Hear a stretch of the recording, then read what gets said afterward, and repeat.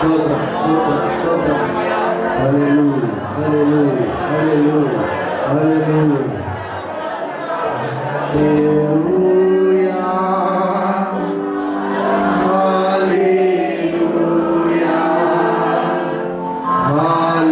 హల్లెలూయా హల్లెలూయా హల్లెలూయా.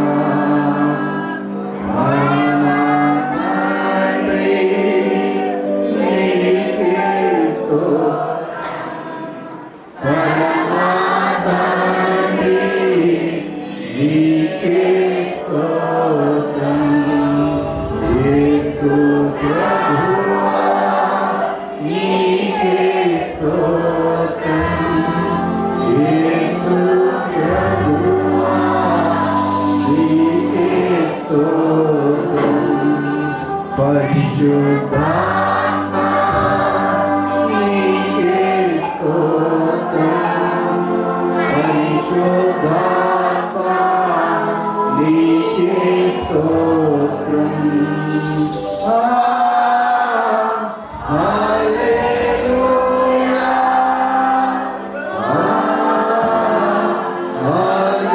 హల్లెలూయా హల్లెలూయా హల్లెలూయా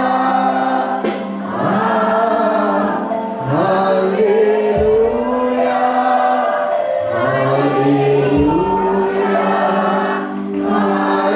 హల్లెలూయా హల్లెలూయా హల్లెలూయా. దేవునికి స్తోత్రం. నీవు చేసిన మేలకు, నీవు చూపిన కృపలకు, నీవు చేసిన మేలకు, నీవు చూపిన కృపలకు వందనం యేసయ్యా. వందనం యేసయ్యా.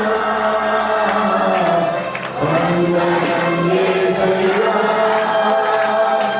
వందనం యేసయ్యా. వందనం యేసయ్యా. వందనం యేసయ్యా. వందనం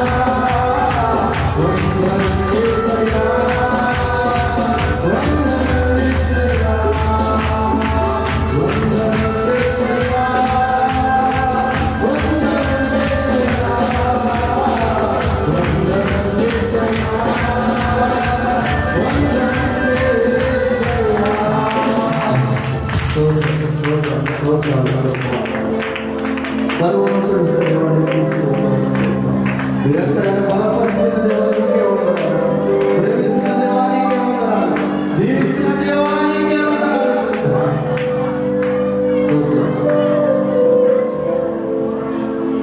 తండ్రి ఈ నామాన్ని బట్టి స్తోత్రం. ఈ సమయంలో మీ యొక్క సన్నిధిలో మీరే నాతో మాతో మాట్లాడి అందరినీ బలపరుచున్నాను. యేసు నామములో అడుగుచున్నాను తండ్రి, ఆమేన్.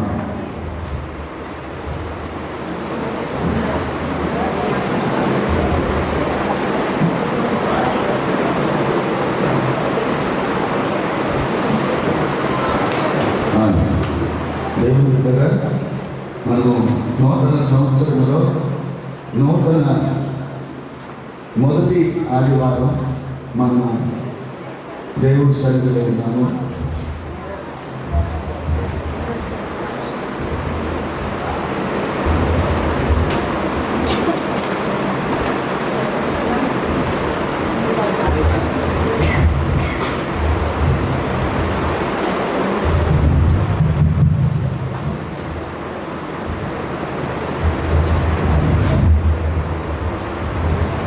హల్లెలూయా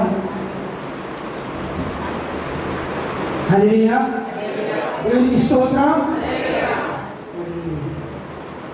మా అందరు బాగున్నారా? ఎంతమందికి తెలుసో నాకు తెలియదు. మరి మా తండ్రి గారు ప్రార్థన బట్టి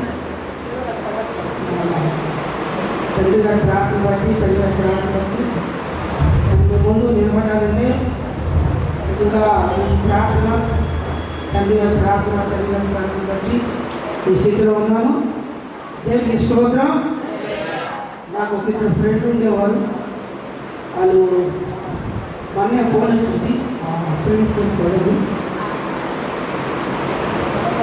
కానీ మరి వెళ్ళకపోయాను. అయినప్పుడు కూడా దేవుడు ఆశించి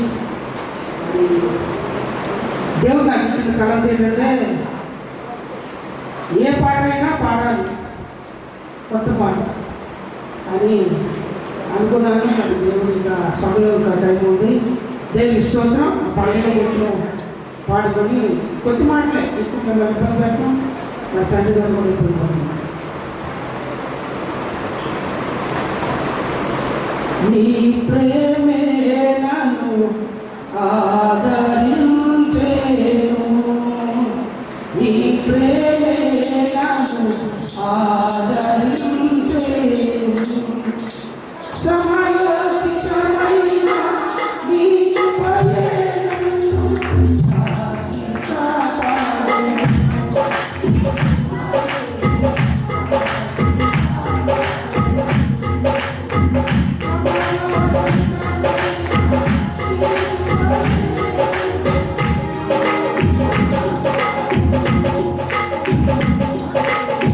కావాలి నీ సన్నిధి రాని అన్నా మమ్మల్ని ఎక్కడి నుండి తీసుకుని వెళ్ళొద్దు అని అడిగాడు.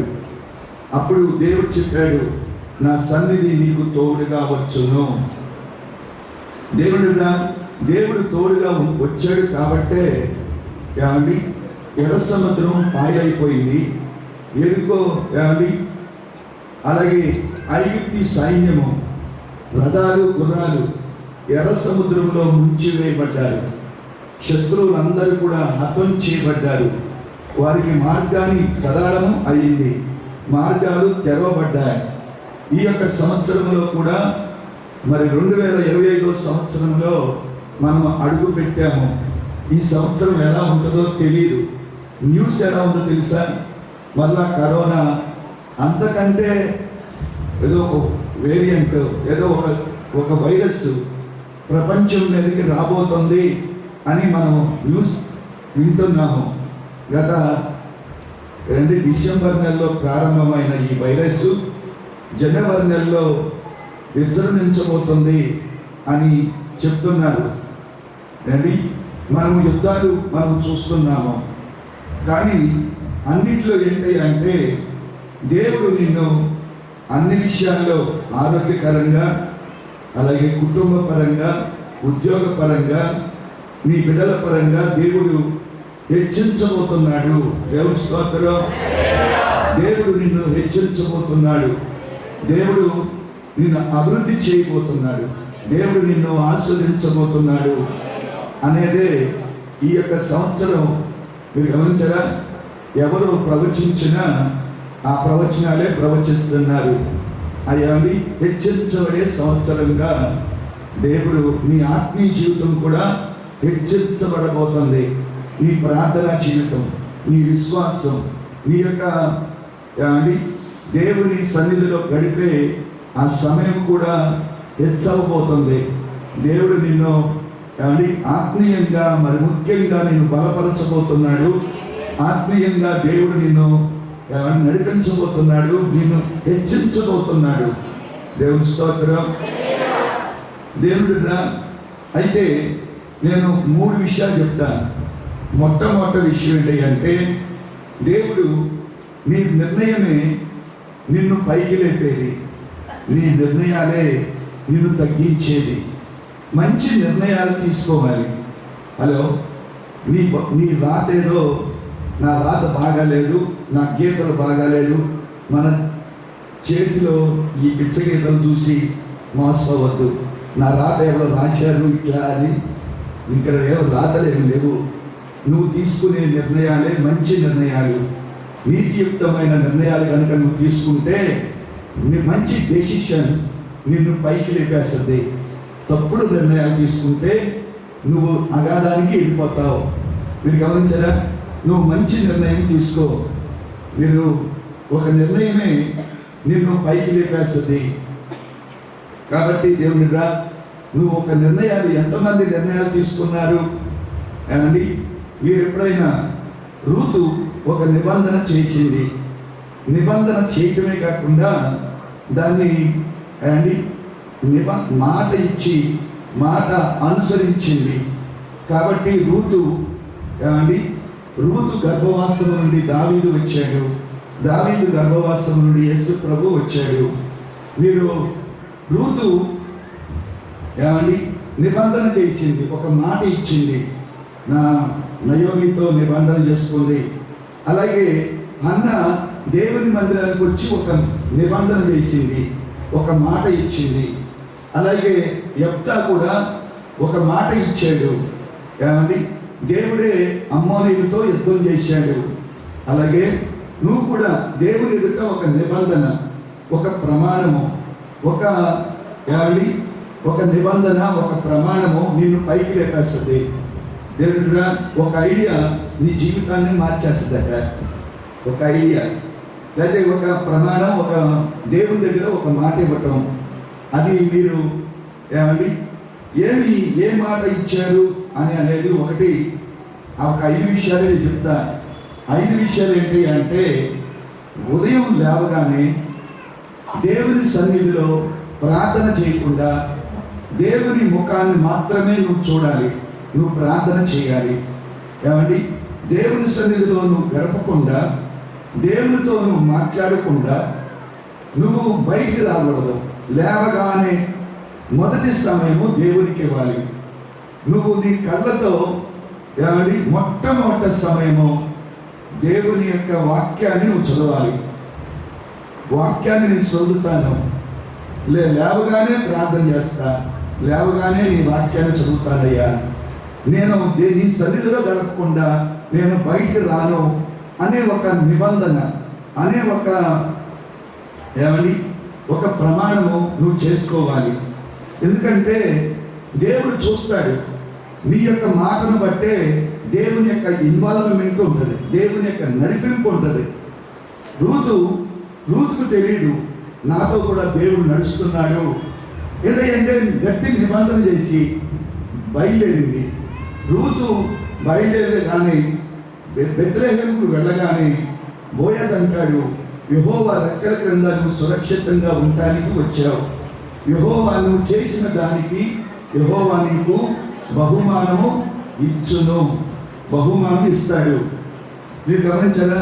చివరికి గొప్ప కోటీశ్వరుడు బోయజుతో వివాహం జరిగింది. దేవుడు దేవుని యొక్క సంతతిలో ఆమె కూడా పేరు పొందింది. దేవుని స్తోత్రం. అమ్మా, మీరు మాట ఇవ్వాలి. ఎందుకంటే 1 గంట అయినా నీ సన్నిధిలో గడుపుతాను. రెండవది, మందిరానికి 52 ఆదివారాలు ఉన్నాయి. ప్రతి ఆదివారం నీ మందిరానికి వస్తాను. రెండవది, మందిరానికి వచ్చేటప్పుడు 9 గంటల నుంచి 12 గంటల వరకు ప్రార్థన ఉంటుంది. మీరు 9 నుంచి 12, కనీసం 9కి అందరూ వచ్చేయాలి. ఒక మాట చెప్తున్నాను అమ్మా, నోకలట, విరిగిన గింజలట దేవునికి కానుకగా తీసుకురాకూడదట. విరిగిన గింజలు, సంపూర్ణమైన గింజలు దేవునికి ఇవ్వాలి. మీరు ఏదో పుచ్చిలో దేవుడికి ఇచ్చేది ఏదైనా ఒరిజినల్గా ఇవ్వాలి. అలాగే మీరు దేవుని సన్నిధిలో ప్రతి ఆదివారం మీరు 9 దేవుని మందిరంలో ఒక 10 నిమిషాలు ముందుగానే ఈ స్థలానికి చేరుకోవాలి. దేవుని పాటల్లో ఆరాధించాలి. అలాగే ఆరాధన ద్వారా మీరు దేవుని ఆరాధించాలి. వాక్యాన్ని క్రమంగా వినాలి. వాక్యాన్ని అనుసరించి మీరు జీవించాలి. దేవుని స్తోత్రం. ఒక మాట చెప్పండి, మీరు విరిగినటువంటి గింజలట దేవుని సన్నిధికి చందాగా తీసుకురాకూడదట. పాస్టర్ గారు నేను ఒక ఆయన కలిసాడు. చందా బాక్సులట చిరిగిపోయిన కాగితాలు అక్కడ చల్లని తీసుకొచ్చి చందా వేస్తున్నారంట. అనగా మీరు 50 రూపాయల కాగితం చిరిగిపోయింది, ఒక పార్టీ తీసుకొచ్చి చందా బాక్స్లో వేసారంట. చెల్లుద్దాండి, ఒక భాగం ఎక్కడుందో తెలియదు, చిరిగిపోయే నోట్లే చల్లవు. మీరు కూడా అతుకులు బొతుకులు అలాగ మీరు ఉంటే దేవుడు అంగీకరించలేదు. సంపూర్ణమైన గింజ అంటే మీరు 9కి హాజరవ్వాలి. అలాగే 12 గంటల వరకు ఇక్కడ ఉండాలి. అది సంపూర్ణమైన గింజ. సంపూర్ణమైన గింజలు మాత్రమే దేవుని సన్నిధికి తీసుకురావాలి, దేవునికి అర్పణగా ఇవ్వాలి. మీరు 9కే వచ్చేయాలి. మీరు ఆఫీస్కి మీరు టైంకి వెళ్తారు, అలాగే ఆ మంచి అక్కడ సంతకం చేస్తారు, లేక అక్కడ ముద్ర వేస్తారు. 9 ఏమండి మీ ఆఫీసు టైం దాటి వెళ్తే జీతం మీకు ఇవ్వరు. లేకపోతే పిల్లలను కూడా క్రమబద్ధంగా మనం స్కూల్కి పంపుతున్నాము. అయితే మీరు గమనించారా? కాబట్టి సమయానికి రావాలి. నేను ఏం చెప్పా? 2 విషయాలు చెప్పా. ఒకటి, దేవుని ముఖాన్ని చూడకుండా బయటికి రాకూడదు. 2, 52 ఆదివారాలు ప్రతి ఆదివారం దేవుని మందిరానికి రావాలి, అది కూడా టయానికి రావాలి. 3 ఏంటి అంటే విలువైన నీ ఆత్మీయ జీవితాన్ని సెల్ ఫోన్ ద్వారా పాడు చేసుకోబాకు. ఈ సెల్ ఫోనే నువ్వు చూసే టైం కనుక దేవునిలో కనుక గడిపితే, ఆ వాక్యం చదవటమో ప్రార్థన కనుక చేస్తే నువ్వు గొప్ప భక్తి పరురాలుగా మారిపోయేదానవు. సెల్ ఫోన్ ద్వారా నీ విలువైన సమయాన్ని నువ్వు పాడు చేసుకుంటున్నావు. 3, ఈచ్ వన్ క్యాచ్ వన్. కనీసం సంవత్సరంలో ఒక్కరినైనా దేవుని సన్నిధికి తీసుకురావాలి. సంవత్సరంలో 365 రోజులు కానీ 52 ఆదివారాలు ఒక్కరినైనా దేవుని కొరకు నువ్వు పట్టుకోవాలి. మీరు గమనించారా? దేవుని రాబడి అంతటిలో 10వ భాగం దేవునికి అర్పించాలి. దేవుని యొక్క 10వ భాగం నువ్వు అసలు ముట్టకూడదు. 10వ భాగం తీసిన తర్వాత దాన్ని నీ అవసరాలకు ఖర్చు పెట్టకూడదు. 10వ భాగం తీసుకోవాలి. ఈ సంవత్సరం, గత సంవత్సరంలో ఎలాగైపోయిందో ఈ సంవత్సరమైనా నువ్వు 10వ భాగాన్ని నువ్వు క్రమంగా నువ్వు తీయాలి. అలాగే కుటుంబ ప్రార్థన నువ్వు ఏర్పాటు చేసుకోవాలి. కుటుంబ ప్రార్థనలో ప్రతి ఒక్కరు మీరు భార్యగా భర్తగా మీరు కుటుంబముగా కూడుకొని ప్రార్థన చేయాలి. 6 మేము కుటుంబ ప్రార్థన చేసుకోకుండా ఉండం.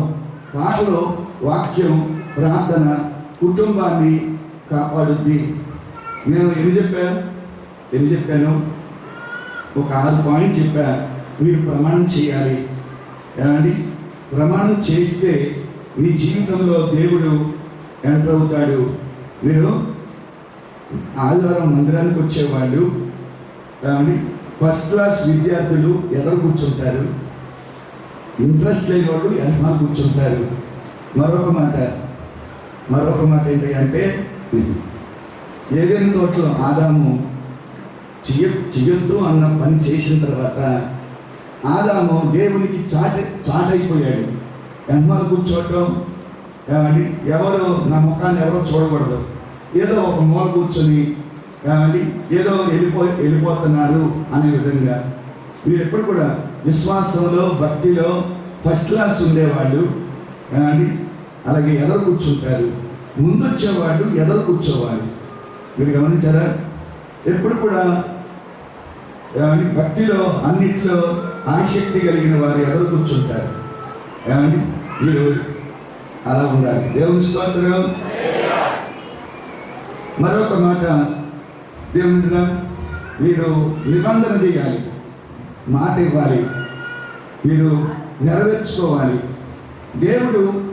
దేవుని వాగ్దానాలన్నీ కూడా ఆటోమేటిక్గా జరుగుతాయి. నేను నా మీద బాధ తెచ్చుకోకూడదు. నేను మొన్న స్తుతి ప్రార్థనలో ఒక వాక్యం చెప్పాను. బాప్తీసునిచ్చు యోహాను ఏమండి మద్యమునైనా నువ్వు సేవించకూడదు అని.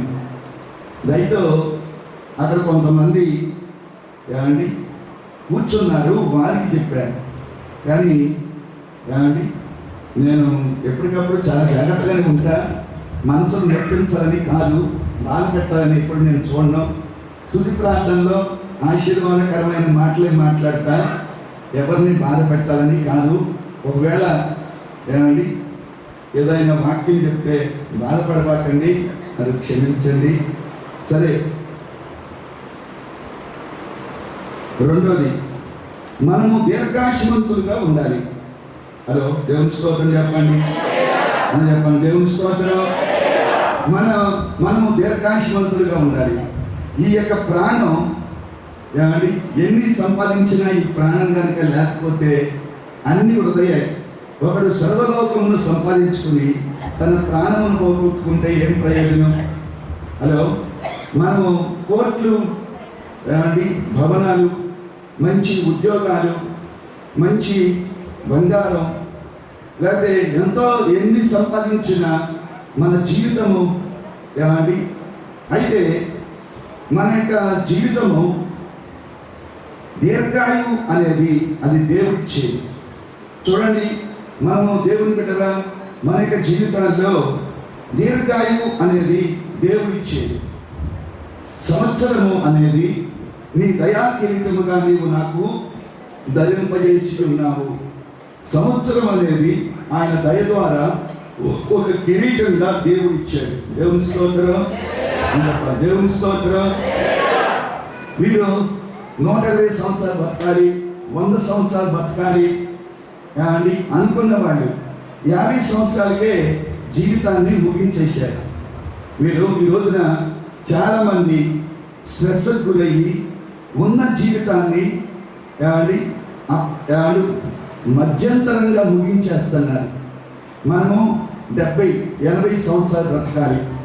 మన యొక్క ఇండియా జీవన ప్రమాణము దాదాపు 60-70లోనే ఉంటుంది, అంతకన్నా పైకేం లేదు. చూచారా, మన యొక్క జీవితము 70-80 సంవత్సరాలు బ్రతకాలి.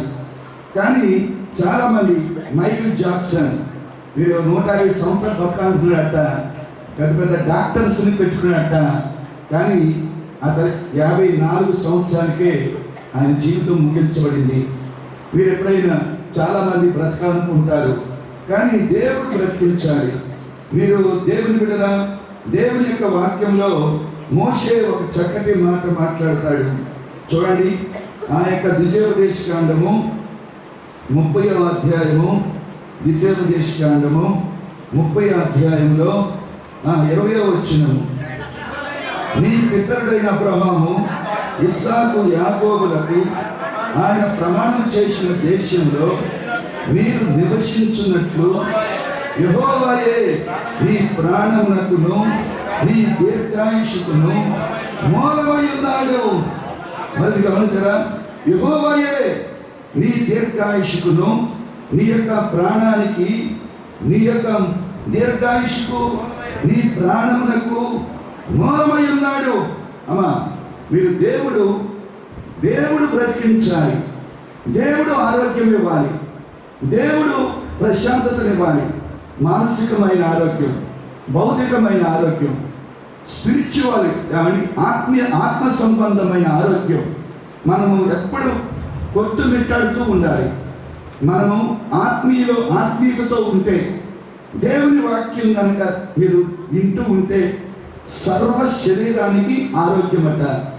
దేవుడు సర్వ శరీరానికి ఆరోగ్యం ఇచ్చేవాడు. హార్ట్, లివర్, కిడ్నీ అన్ని ఆరోగ్యకరంగా చేయించాలి అంటే నీ ప్రాణానికి, నీ దీర్ఘాయుషుకు మూలమై ఉన్న దేవుడు, ఆ దేవుని సన్నిధిలో నువ్వు ఎలా ఉండాలి అంటే బ్రతుకుచ్చు, నీవును నీ సంతానం బ్రతుకుచ్చు, నీ ప్రాణములకు మూలమైన ఆ దేవుడైన యెహోవాను ప్రేమించాలి. రెండవది, ఆయన వాక్యములను విని ఆయన హత్తుకొని ఆయన ప్రేమించాలి. ఆయన వాక్యాన్ని చదవాలి, ధ్యానించాలి, ఆయన ఎల్లప్పుడూ హత్తుకోవాలట. దేవుని స్తోత్రం చెప్పండి. హలో, దేవుని స్తోత్రం. దేవుడు దీర్ఘాయుష్మంతులుగా చేస్తాడు. దేవుడిరా, మీరు ఏమండి, బిల్లీ గ్రామ్ గారు ఆయన 100 సంవత్సరాలు బ్రతికాడు. మీరు గమనించారా? అయితే నిరీక్షణతో ఆయన చాలా 99-98వ సంవత్సరంలో షూట్ వేస్తున్నాడట. నీ ఆరోగ్యం బాగాలేదు కదా, నీ ఆరోగ్యం పరిస్థితి బాగాలేదు అని అంటే అని కాదు. ఆ యొక్క ఐన్స్టీన్, ఆయనకి ఎక్కడికి వెళ్ళాలో ఆయనకి తెలియదు. ట్రైన్ ఎక్కాడు కానీ టికెట్ పోగొట్టుకున్నాడట, తీసి వచ్చినట్ట. ఆయనకి చెమటగా తీసి వస్తే, నేను టికెట్ కొన్నానయ్యా, టికెట్ కనిపించట్లేదు. తీసి ఆయన ముఖాన్ని చూసి, నువ్వు ఐన్స్టీన్, నాకు తెలుసు, నువ్వు కంగారు పడిపాకు, నాకు తెలుసు, నేను టికెట్ ఉందా లేదా వెతుక్కుంటూ వచ్చాను. అయితే అనిస్టీను కలవరపడిపోతున్నాడట. తన బ్యాగ్ అంతా ఆ సరికంతా కూడా బయటపడేసాడట.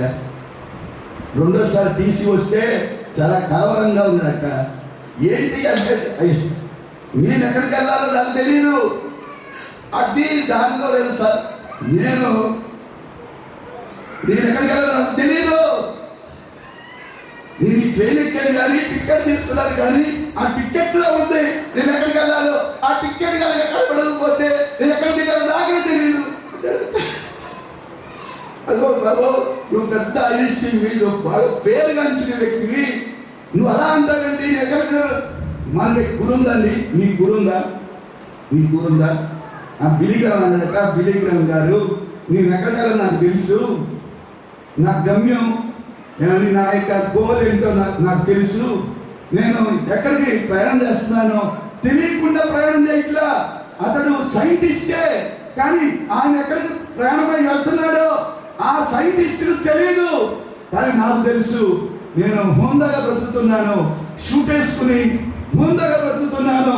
నా గమ్యం ఏంటో తెలుసు, నేను ఎక్కడికి వెళ్ళబోతున్నానో నాకు కూడా తెలుసు. అలాంటప్పుడు నేను ఎప్పుడు కలవరపడను, నేను ఏ విధంగా చింతించను, నేను ఎప్పుడు కృంగిపోను, నేను ఎప్పుడు హోందాగా బ్రతుకుతా, సగౌరవంగా జీవిస్తా అని చెప్పాడట. దేవుని స్తోత్రం. నువ్వు ఎక్కడికి వెళ్తున్నావో, నీ గమ్యం ఏంటో, నీ ప్రయాణము ఎక్కడ దిగాలో నీకు తెలుసా? అదో మనం కూడా ప్రయాణంలో ఉన్నాము. మనకి ఒక గురి తెలుసు, మనకు గురి. నీ ప్రయాణం ఎక్కడయ్యా అంటే పరలోకానికి వెళ్తున్నాను అనే గురిలోనే, ఆ యొక్క గురిలోనే మీరు బ్రతకాలి. మీరేదో డబ్బు సంపాదించడం, హలో నువ్వు యేసు ప్రభువుని ఎందుకు నమ్ముకున్నావంటే ఆయన ఆస్వాదిస్తాడంట, దీవిస్తాడంట. మీరు ఆ విధంగా భక్తి చేయకూడదు. నువ్వు దేనికి భక్తి చేస్తున్నావు, నువ్వు దేనికి రక్షించబడ్డావు? నేను యేసు ప్రభు నా కొరకు మరణించింది ఎందుకయ్యా అంటే నాకు పరలోక రాజ్యాన్ని ఇవ్వటానికి. యుగయుగాలు ఆయనతో నేను ఉండబోతున్నాను.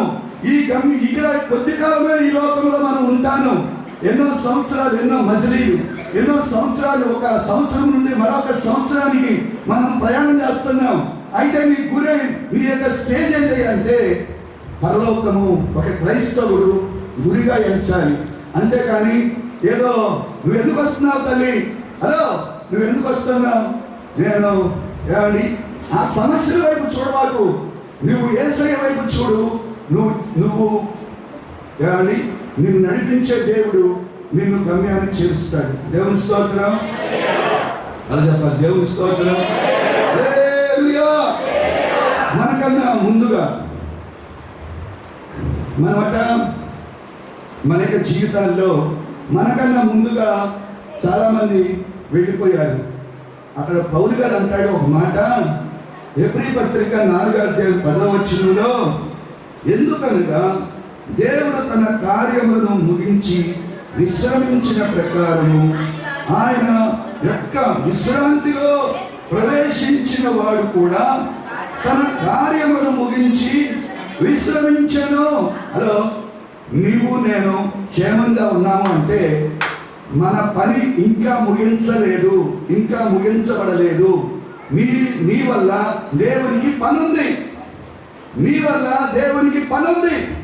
కాబట్టే నన్ను దేవుడు బ్రతికించాడు, విశ్రమించాడు. చూచారా, యేసు ప్రభు 6 దినాలు పనిచేసి 7వ దినమందు విశ్రమించాడు. అలాగే విశ్రమించిన వాళ్ళందరూ వాళ్ళ యొక్క పని ముగించేశాడు. కాబట్టే వారు ముగింపులో విశ్రాంతిలోకి వెళ్ళారు. నన్ను దేవుడు బ్రతికించాడు. ఎందుకయ్యా అంటే బ్రతికించాడు దేనికో తెలుసా? నీ వల్ల దేవునికి పని ఉంది. కాబట్టి సంవత్సరం అనేది ఆయన దయ ద్వారా ఒక కిరీటము. హలో, మీరు ప్రకటన గ్రంథంలో ఒక మాట ఉంది, ఈ కిరీటాన్ని ఎవ్వరు అపహరించకుండా నువ్వు జాగ్రత్తగా చూసుకోవాలి. నీ కిరీటాన్ని అపహరించకుండా జాగ్రత్తగా చూసుకోవాలి. మీరు గమనించారా? ప్రకటన గ్రంథం 3వ అధ్యాయం 11వ వచనంలో ఎవడనో నీ కిరీటము అపహరింపకుండునట్లు కలిగిన దానిని గట్టిగా గట్టిగా పట్టుకో. దేవుని స్తోత్రం, దేవుని స్తోత్రం. ఈ సంవత్సరాన్ని నువ్వు చాలా జాగ్రత్తగా కాపాడుకోవాలి, నువ్వు జాగ్రత్తగా ఉపయోగించుకోవాలి. ప్రతి దినము చాలా విలువైంది, ప్రతి గంట విలువైంది. తిరిగిన సంవత్సరం, జరిగిపోయిన సంవత్సరం తిరిగి రాదు. ఇప్పుడున్న ఈ సమయాన్ని నువ్వు ఖచ్చితంగా ఉపయోగించుకోవాలి. హలో, వ్యర్థంగా నువ్వు ఉపయోగించకూడదు. మీరు పెద్ద పెద్ద పైకి లేపబడిన వాళ్ళందరూ మీరు గమనించగా, మీరు ఎంతోమంది పారిశ్రామికవేత్తలట ఒక్క అరగంట కూడా వాళ్ళు పోగొట్టుకోరట, ఒక గంట కూడా సమయాన్ని వృధా చేయరు. వారి జీవితంలో వారి యొక్క విషయంలో సమయం చాలా విలువైంది, చాలా ప్రశస్తమైంది. బంగారం పోతే దొరుకుద్ది, మళ్ళా సంపాదించుకోవచ్చు. సంవత్సరం, గంట, రోజు పోతే మళ్ళా తిరిగి రాదు. తిరిగి రానిది జీవితం, తిరిగి రానిది సమయం. హలో, సమయాన్ని ఉపయోగించుకున్న ఏమండి దేవుని బిడ్డలు, ఏమండి దేవుడు వారిని పైకి లేపేసేసాడు. పైకి లేపేది నీవు ఇవ్వబడిన దాన్ని జాగ్రత్తగా ఉపయోగించుకోవాలి. దేవుడు నీకు మంచి సమయాన్ని ఇచ్చాడు, మంచి సంవత్సరాన్ని ఇచ్చాడు. గత సంవత్సరంలో నువ్వు ఉపయోగించుకోలేదేమో, ఈ సంవత్సరమైనా నువ్వు ఉపయోగించుకోవాలి. కాబట్టి దేవుడుగా మరొక మాట చెప్తున్నా, నువ్వు ఈ యొక్క దేవుడి దయ ఉంటేనట, దేవుని దయ ఉంటేనే మనము ప్రార్థన చేయగలుగుతాము. అలాగే దేవుని కొరకు మనము జీవించగలుగుతాము. చూడండి, దేవుని యొక్క వాక్యంలో అపోస్తుల కార్యములు 7వ అధ్యాయము 46వ వచనము. అపోస్తుల కార్యం 7వ అధ్యాయం. అతడు దేవుని దయ పొంది యాకోబు యొక్క దేవుని నివాస స్థలమును కట్టగోరెను. అయితే సొలొమోను ఆయన కొరకు మందిరము కట్టించెను. దేవుని స్తోత్రం, హల్లెలూయా, హల్లెలూయా. దేవుని మన యొక్క జీవితాల్లో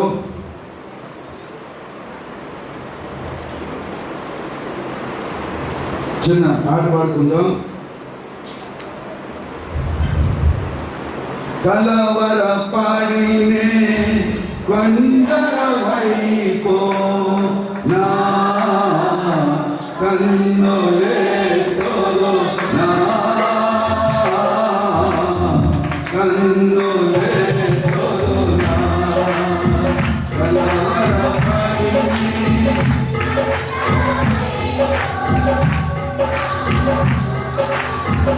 కన్నులే తోలో, కన్నులే తోలో,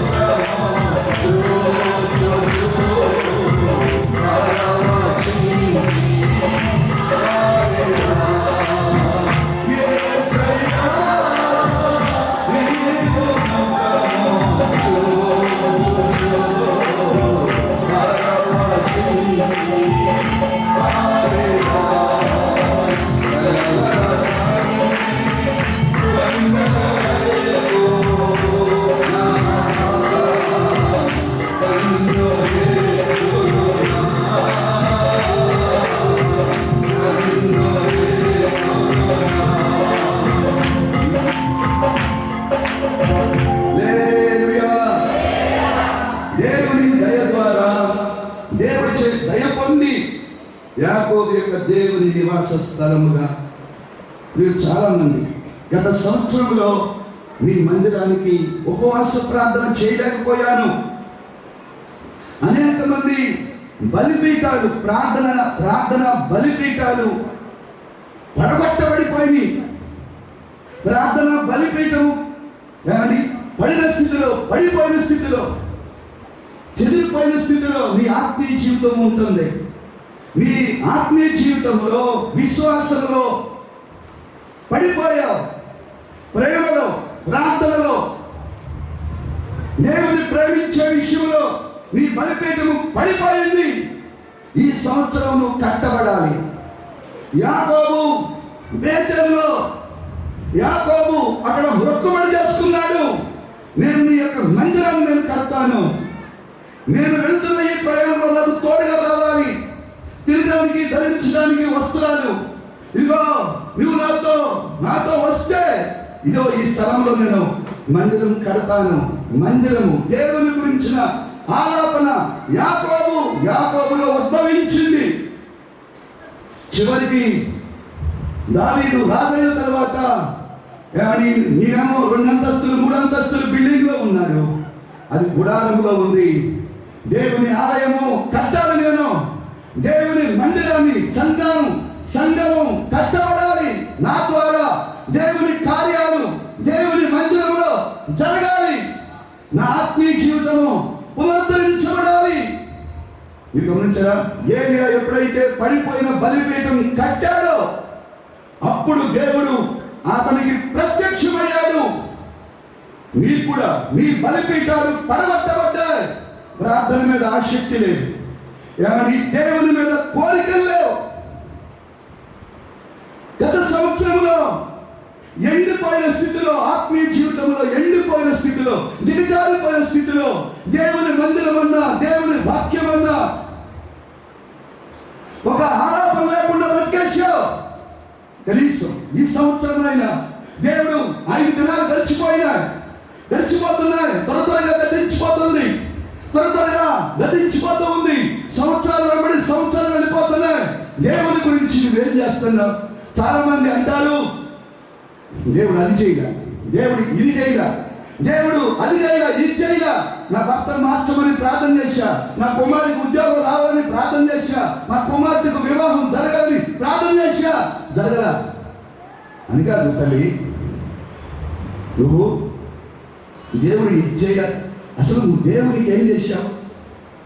దేవుని కార్యాలలో నువ్వు ఏమి పాల్గొన్నావు? నువ్వు ఎలా పడట ఒక మనిషి దేవుడు అది చేయగలడు. నువ్వు దేవుని కొరకు నువ్వేం చేశావు?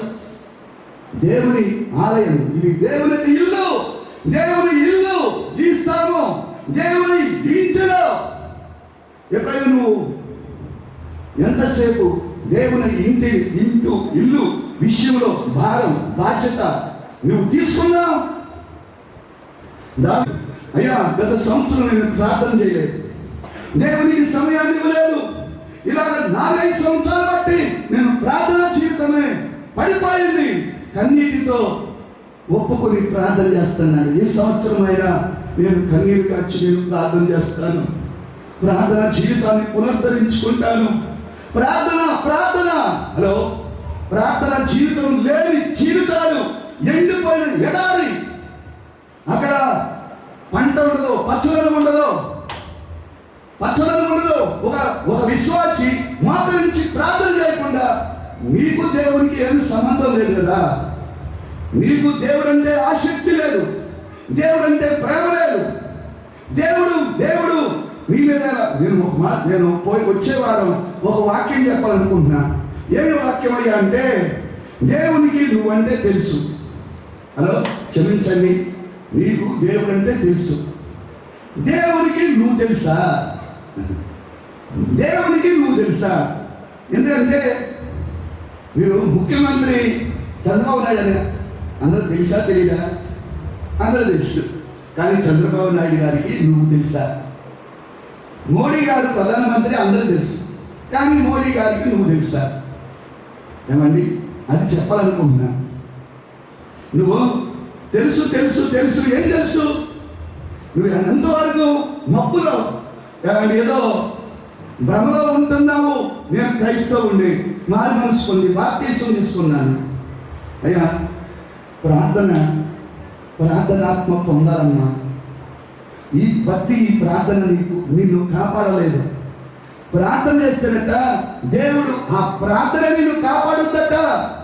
ఒక మాట చదువుతాను చూడండి. నేను ఊరికే ఒక చిన్న మాట. దేవుని యొక్క వాక్యంలో 42వ కీర్తన 8వ వచనం, నా జీవనదాత అయిన దేవుని గురించిన ప్రార్థనయు నాకు తోడుగా వచ్చును. ప్రార్థన చేస్తేనట ప్రార్థనే నీకు తోడుగా వచ్చుదట. దేవుని స్తోత్రం, దేవుని స్తోత్రం. నేను కొన్ని వాగ్దానాలు ప్రార్థన చేసి ఆ వాగ్దానాలు ఒక్కొక్కరికి ఇచ్చాము. వాగ్దానాలు చాలామందికి ఒక సిస్టర్ చెప్పింది, ఒక జస్ట్ వెళ్ళేటప్పుడు నాకు చూపించింది. నీ కొడుకు నాకు ఇచ్చిన వాగ్దానం క్లియర్గా దేవుడే నీకు ఇచ్చిన వాగ్దానం అమ్మా, మరొకటి కాదు అని చెప్పారు. దేవుని స్తోత్రం. చాలామంది వాగ్దానం తీసుకున్నారు, దేవుడు నాతో మాట్లాడాడు అని తీసుకున్నారు. అవునా? నాతో మాట్లాడాడు, దేవుడే ఈ వాగ్దానం ద్వారా నాతో మాట్లాడాడు అని తీసుకున్న వారు ఉన్నారు. దేవుని స్తోత్రం. ఈ వాగ్దానాలన్నీ ఎప్పుడు నెరవేర్చబడతాయి అంటే నామకార్థంగా నువ్వు ఉండకూడదు. నామకార్థంగా మీరు గమనించరా, జీవనదాత అయిన నువ్వు చచ్చిపోవచ్చు, కానీ ప్రార్థన చేసిన వ్యక్తి ఆ ప్రార్థన మాత్రం చావులేదు. ప్రార్థనకు చావులేదు. ప్రార్థన చేయండి తల్లి. నేను మొదటి ఆదివారమే నువ్వు దేవుని కొరకు ఒక మందిరముగా నువ్వు కట్టబడాలి. దేవుని యొక్క దయను నువ్వు పొందాలి, నువ్వు లేపబడాలి. ఇస్సాకు పూడిపోయిన బావులు త్రవ్వించిన తర్వాత అబ్రహాము ఇస్సాకు దేవుడు అబ్రహాము దేవుడు ఇస్సాకుతో మాట్లాడుతున్నాడు. నేను అబ్రహాము దేవుడను, అబ్రహాముకి ఇచ్చిన వాగ్దానాలు నీ జీవితంలో నేను నెరవేర్చబోతున్నాను. దేవుని ప్రత్యక్షత ఎప్పుడు జరిగింది? మీరు ఏలియాకి దేవుని ప్రత్యక్షత ఎప్పుడు జరిగింది? మీరు శత్రువుల చేత పోడ్చబడిన బావిని అతడు పూడిక తీయించిన తర్వాత జరగగల బావి భూమికి నీరు, అప్పుడు దేవుడు ఆయనకి ప్రత్యక్షమయ్యాడు. దేవుని స్తోత్రం చెప్పండి. గంట గంట గంట కనీసం ప్రార్థన చేయకుండా నువ్వు క్రైస్తవుడు ఎలా ఉండగల, ఎలా బ్రతకగల? నువ్వు క్రైస్తవుడువేనా? నువ్వు క్రైస్తవుడు పేరు చెప్పుకోవడం కాదు, దేవుని మీద ఆధారపడాలి. దేవుడు నిన్ను హెచ్చించాలి అంటే వినయము గలవారి యొద్దను, దీన మనసు గలవారి యొద్దను ఆయన నివసిస్తున్నాడట. ఆయన నివసిస్తున్నాడు. ఎవడు దీనుడై విరిగిన హృదయం గలవాడై నా మాట విని వణుకుతూ ఉంటాడో అట్టి మీద నేను దర్శిస్తున్నాను. దేవుని స్తోత్రం. చెప్పండి, దేవుని స్తోత్రం. మీరు ఎప్పుడు కూడా ప్రార్థన అర్థం కాదు తల్లి. మా తండ్రి ప్రార్థన చేశారు. మేము ఐదుగురం అయితే 4 దేవుని సేవలో వాడబడుతున్నాం. ఇదిగో కలెక్టర్ కన్నా, ఇదిగో MBBS కన్నా, IAS కన్నా ఒక దేవుని సేవ చేసేవాడు ఉన్నతమైన ఉద్యోగి. దేవుని స్తోత్రం. నేను చెప్పే కదా, యూనివర్సల్ కంపెనీలో అతను పనిచేస్తున్నాడు. దేవుని స్తోత్రం. మీ కొడుకుని ఒక ఆయన్ని దేవుని సేవకి ఇవ్వండి, మీ కుమార్తెను ఒక ఆమెను దేవుని సేవకి ఇవ్వాలి. సరే, దేవుని మందిరము దావీదు కట్టాడు. దావీదుకి ఆరాధన, నేను ఆయన మందిరం కట్టా. దేవుని సన్నిధిలో అతడు నివసించడానికి ఇష్టపడ్డాడు. ఒకసారి అంటాడు, నేను నా ఇంటి వారు నీ సన్నిధిలో ఎల్లప్పుడూ ఉండునట్లుగా దాన్ని ఆశీర్వదించు. నేనే కాదు, నా కుటుంబ సభ్యులందరూ నీ సన్నిధిలో నిత్యము నిలిచి ఉండునట్లుగా, నీ సన్నిధిలో ఉండునట్లుగా దాన్ని ఆస్వాదించయ్యా. దేవుని స్తోత్రం. దావీదును హెచ్చించింది దేవుడే. ఒక వ్యక్తిని దీర్ఘాయువు అనుగ్రహించేవాడు దేవుడే. ఒక వ్యక్తిని కాపాడేవాడు దేవుడే. నేను కూడా ఎన్నోసార్లు కాపాడబడ్డా. ఏమండి, నాకు ఏమి ఏ గాయాలు కూడా తగలకుండా దేవుడు పైకి తీశాడు. దేవుడి స్తోత్రం. దేవుడురా ఒకసారి టర్నింగ్, ఒక కారు టర్నింగ్ తీసుకుంటుంది, నాకు తెలియదు, అడు సిగ్నల్స్ కూడా ఇవ్వాలి. నేను 50-70 స్పీడ్లో ఉండా, టర్నింగ్ తీసుకుంటూ తెలియకుండా తప్పుని తిప్పేశాడు. నేను ఎమ్మెల్యే ఉండా, వెళ్ళిపోయి బ్రేక్ కూడా పడ్డా, వెళ్ళిపోయి కారు కిందకి వెళ్ళిపోయింది. నేను ఆ బ్యానెట్ మీద ఎమ్మెల్యే దాని మీదకి వెళ్ళిపోయాను. బండి ఏమో కిందకి వెళ్ళిపోయింది. దేవుని స్తోత్రం చెప్పండి. నేను చూస్తే ఎక్కడ గాయం అనేది తగలదు. దేవుని నామానికి స్తోత్రం. దేవుని బిడ్డరా, మనకు ఆ కోరిక ఉందా? ఈ నూతన సంవత్సరంలో సరే, మరొక మాట చెప్తున్నాను. దేవుని బిడ్డరా, మన యొక్క జీవితాల్లో దేవుడు ఆయన కోపము నిమిషము, ఆయన దయ ఆయుష్కాలం. దేవుని కోపము నిమిషం. మనకు ప్రేమలు ఎప్పుడెప్పుడు వస్తాయో తెలుసా? పిల్లలు, కొడుకు బర్త్డే రోజున, కూతురు బర్త్డే రోజున కుమార్తె మీదే అంతులేని ప్రేమ కనిపిస్తూ ఉంటారు. కొన్ని సమయాలు మన దేవుడు నిన్ను నన్ను ఎంతో ప్రేమిస్తూనే ఉన్నాడు. అసలు ఈ కోపం అంటే ఆయనకి తెలియదండి. మన పాపం చేసిన ఒప్పుకోగానే క్షమించేసి మర్చిపోతున్నాడు. హలో, మనము కూడా ఆయన దయ ద్వారా, ఆయన దయ కనుక మనం పొందితే ప్రేమ అనేది మన హృదయంలో కుమ్మరించబడింది. దేవుని స్తోత్రం. హల్లెలూయా. దేవునిరా, మన యొక్క జీవితాల్లో 30వ కీర్తన 5,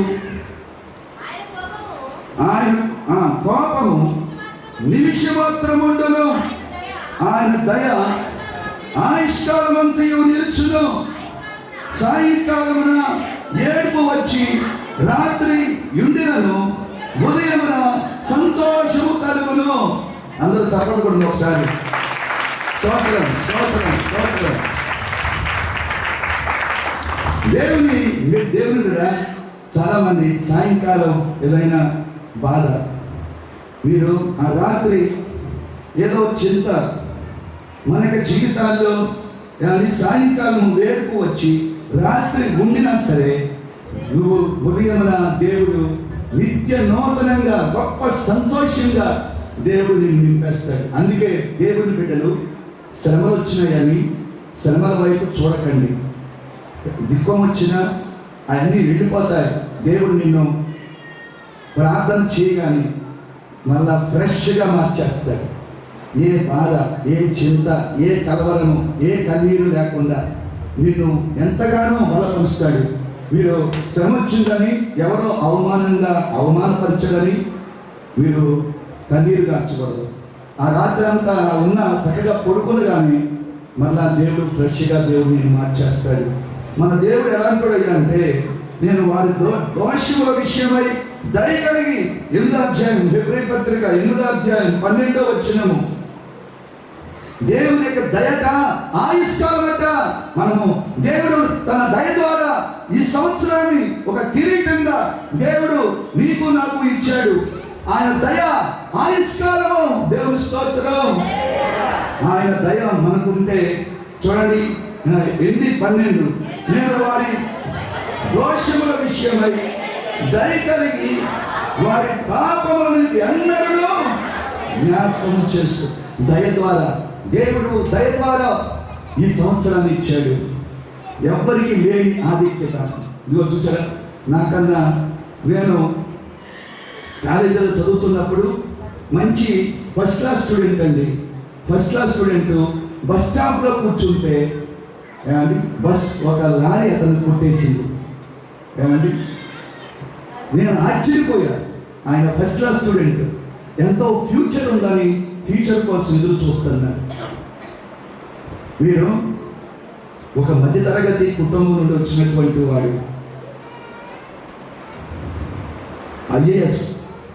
ఐఏఎస్ ఆఫీసర్గా బెంగళూరులో అపాయింట్మెంట్ తీసుకుని ఉద్యోగంలో జాయిన్ అవటానికి వెళ్తున్నాడు. ఉద్యోగానికి జాయిన్ అవటానికి వెళ్తూ ఉంటే మధ్యలో బస్ యాక్సిడెంట్ గురైపోయింది. ఐఏఎస్ ఆఫీసర్గా ఉద్యోగం చేయటానికి వెళ్తున్న వ్యక్తి స్పాట్లోనే చచ్చిపోయాడు. మీరు ఎంత కష్టపడితే ఐఏఎస్ అవుతాడు, అమ్మో తల్లిదండ్రులు ఎంత సంతోషిస్తారు. అలాంటి వాడు యాక్సిడెంట్లో చనిపోయాడు. మనకు ఈ జీవితాన్ని ఇచ్చింది దేవుడు, ఈ జీవితాన్ని కాపాడుతున్నది దేవుడేనండి. మనము కాబట్టి సరే, కాబట్టి దేవుడుగా మనకి జీవితాల్లో మరొక మాట చెప్తున్నాను.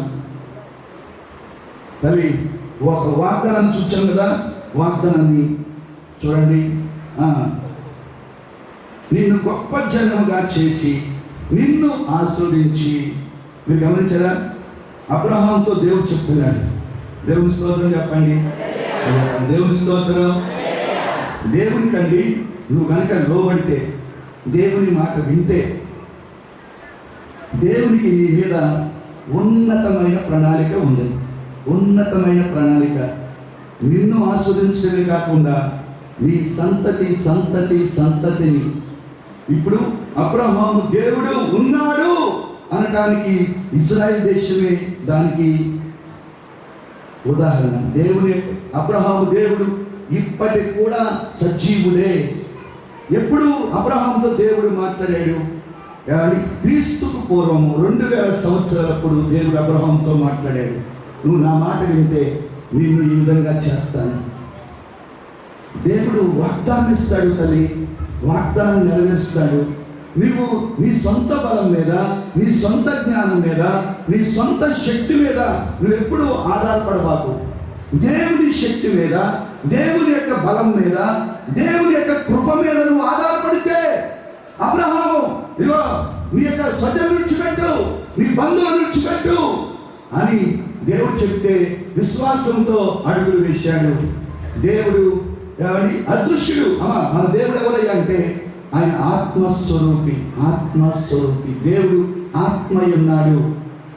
కాబట్టి మన దేవుడు నీతో నాతో ఉన్నాడు, నా కుడి ప్రక్కనే నాతో నడుస్తున్నాడు అనే ఆ తలంపు నీకు ఉండాలి. దేవుడు నిన్ను దయగలవాడు. ఒకవేళ నువ్వు పొరపాటు చేసినా, పాపం చేసినా, దేవుడు మాత్రం నిన్ను విడిచిపెట్టడండి. దేవుని స్తోత్రం. నువ్వు ఎప్పుడు అనుకోబాకు దేవుడు నాతో లేడు అనుకోబాకు, నేను ఒంటరిదాన్ని అనుకోబాకు. నీ కాన్షియస్ ఏంటి అంటే దేవుడు నా ప్రక్కనే ఉన్నాడు, నా పైన ఉన్నాడు, నా క్రింద ఉన్నాడు, నేను ఈ ప్రయాణంలో నాతో ఉన్నాడు. దేవుడు నన్ను దీవిస్తాడు, దేవుడు నన్ను ఆశీర్వదిస్తాడు. నువ్వు చెప్పినా నువ్వు నీ భర్తను దీవించు, నీ బిడ్డలను దీవించు. హలో, నీ పిల్లల్ని, చిన్న పిల్లల్ని నీ తల మీద చేయబెట్టి కదా దేవుడు అందరికంటే దేవుడు నిన్ను హెచ్చరించబోతున్నాడు. దేవుడి యొక్క ఆశీర్వాదం నీ మీదకు వచ్చును గాక. నువ్వు మంచి జ్ఞానవంతుడుగా దేవుడు నిన్ను మంచి జ్ఞానము, జ్ఞాపక శక్తి దేవుడు నీకు అనుగ్రహించును గాక. దేవుడు అందరికంటే నిన్ను హెచ్చరించును గాక. దేవుడుట ఏలికగా దేవుడు చేస్తాడు,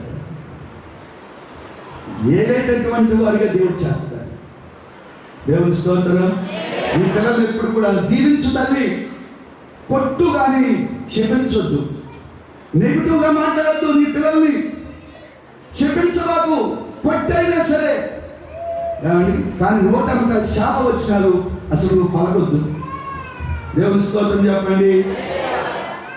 దేవుని స్తోత్రం. దేవుడు చెప్తున్నాడు, నేను నిన్ను ఆశీర్వదిస్తాను, గొప్ప జనముగా చేసి నిన్ను ఆశీర్వదించి నిన్ను ఆశీర్వదించబోతున్నాను. నేను చెప్పే కదా, ఈ సంవత్సరం నీ జీవితంలో హెచ్చరించబడే సంవత్సరంగా ఉండబోతుంది. దేవుని స్తోత్రం చెప్పండి. అందరూ చెప్పగలుగుతాం. స్తోత్రం, స్తోత్రం, స్తోత్రం. అమ్మా స్తోత్రం చెప్పండి. స్తోత్రం, స్తోత్రం, స్తోత్రం, స్తోత్రం, స్తోత్రం. అందరూ 2025 సంవత్సరం విస్తారమైన కృప, అధికమైన కృప నీ మీద దేవుడు కొమ్మరించును గాక. ఈ సంవత్సరం అంతా ఆయన సన్నిధి నీకు తోడుగా ఉండును గాక. ఆయన నీ సన్నిధిలో ఈ సంవత్సరము మీరు ఉందురు గాక. ఆయన సన్నిధి కాంతి మీ మీద ఈ సంవత్సరం ప్రకాశించును గాక. ఆయన వెలుగులో మీరందరూ ఆనందించుదురు గాక. మీరు మండుచు ప్రకాశించుచున్న దీపాల వలె ఉందురు గాక. మీరు మండుచు ప్రకాశించుచున్న దీపాల వలె దేవుడు మిమ్మల్ని మండించును గాక. దేవుడు ఆయన వెలుగులో మీరు ఆనందించుదురు గాక. మీరు లోకానికి వెలుగై ఉందురు గాక.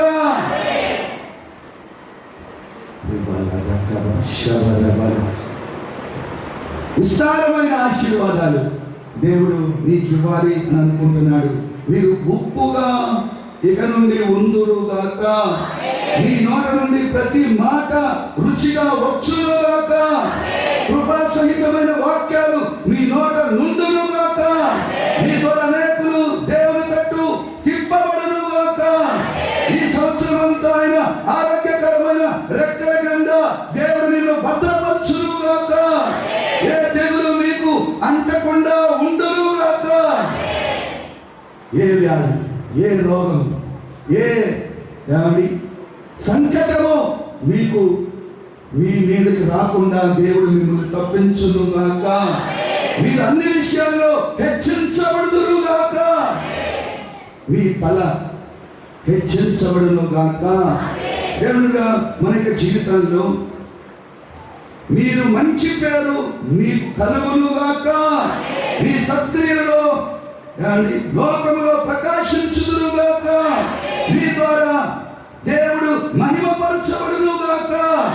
మీకు ఘనత కలుగును గాక. మెప్పు కలుగును గాక. 2025వ సంవత్సరము దేవుడు మిమ్మల్ని ఆస్వాదించి దీవించును గాక. దేవుడుగా అబ్రహాము నమ్మాడు అంతే. మీరు ముందుగానే దేవుడు మాట ఇస్తాడు, ఆ మాట నెరవేరుస్తాడండి. ఎంత అద్భుతమైన దేవుడు మన దేవుడు. ఊరికే ఆయన మాట వింటే చాలు, ఆయన చిత్తం కనుక నువ్వు చేస్తే చాలు, ఇలా ఉండు అంటే అలా లోబడితే చాలు, నీ మీదకి ఆయన హస్తం నీ మీద ఉంటుంది. నిన్ను తలగా ఉంచుతాడు కానీ తోకగా ఉంచడు. దేవుడు నిన్ను పైవాడిగా ఉంచుతాడు కానీ క్రిందవాడిగా ఉంచడు. నీకు ఆరోగ్యాన్ని ఇస్తాడు తల్లి. హలో, ఆరు చూసి ఏళ్ళు చూసి నువ్వు ప్రశాంతంగా ఉండు. ఏమండి, జరిగిపోయిన దినాలు కొన్ని విషయాలు జ్ఞాపకం చేసుకోకూడదు. కొన్ని విషయాలు మనం జ్ఞాపకం చేసుకోవాలి. ఏమండి, ఎవరో అన్న మాటలు జ్ఞాపకం చేసుకోకూడదు. అసలైన వాక్యం ఉండదు కానీ హృదయంలో అన్న మాటలు మైండ్లో తెలుస్తుందండి. నా భర్త అన్న మాట మైండ్లోకి వెళ్తుందండి, తెలుస్తుంది. మీకు దేవుని వాక్యం మీద దృష్టి లేదు, దేవుని వాగ్దానాల మీద వాటిని ధ్యానం చేయి. ఆయన రెక్కలు మనకు ఆరోగ్యాన్ని ఇస్తాయి. దేవుని స్తోత్రం, దేవుని స్తోత్రం. దేవునిగా అబ్రహాముకి ఇచ్చిన వాగ్దానం. మీరు ఎప్పుడైనా దావీదును హెచ్చించింది ఎవరు? దేవుడే. ఆయన వీడు ఆది అపోస్తలుడు బహుగా తోమా గారు ఇండియా వచ్చాడు. తోమా గారు ఇండియాను మార్చడానికి దేవుడు ఆది మొదటి శతాబ్దంలోనే తోమా గారిని ఇండియాకి సువార్థికుడిగా దేవుడే పంపాడు. దేవుని స్తోత్రం. వీరు 12 మంది శిష్యులు, 120 మందిని దేవుడు ఒక నిప్పు కణాలలాగా ప్రపంచవ్యాప్తంగా వాడబడ్డారు. వీరు యోసేపు దీవించబడ్డాడు, దానియేలు దీవించబడ్డాడు, ఎస్తేరు దీవించబడింది. ఒక మాట ఎస్తేరు గురించి ఒక మాట చదువుతాను, నేను ముగించేస్తాను. హలో, ఎస్తేరు గురించి 3వ అధ్యాయము 2వ అధ్యాయం 17వ వచనం.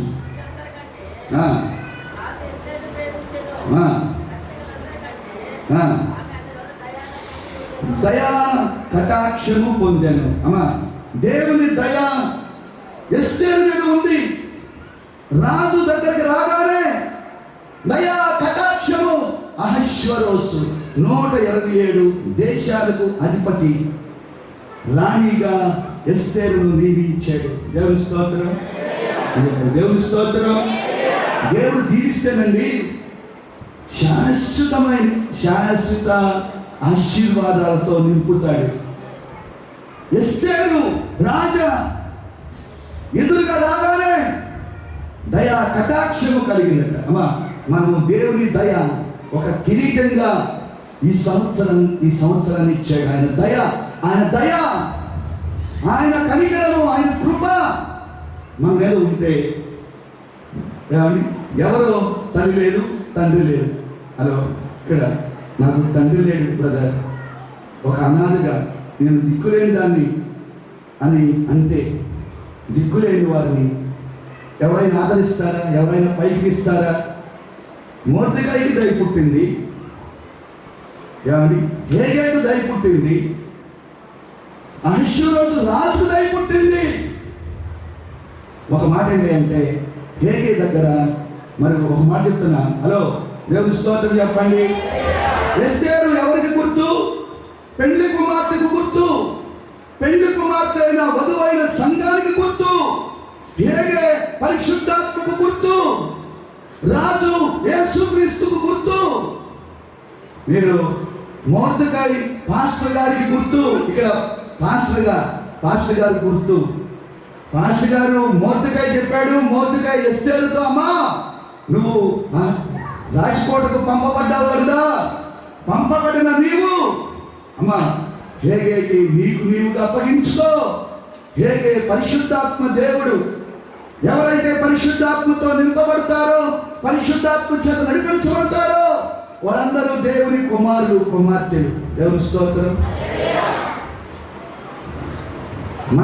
మనకు ఒక గుడి ఉందండి అంటే యేసయ్య రాబోతున్నాడు. సంఘం ఎత్తబడటానికి సిద్ధంగా ఉంది. అది కూడా ఒక మాట చదువుతాను చూడండి. కీర్తన గ్రంథము 45వ కీర్తన 9వ వచనము. 45వ కీర్తన 9వ వచనం.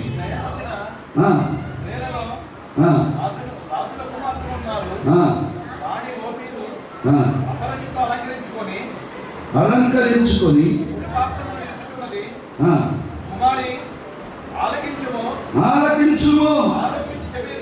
ఆలకించి చెవియక్కుము.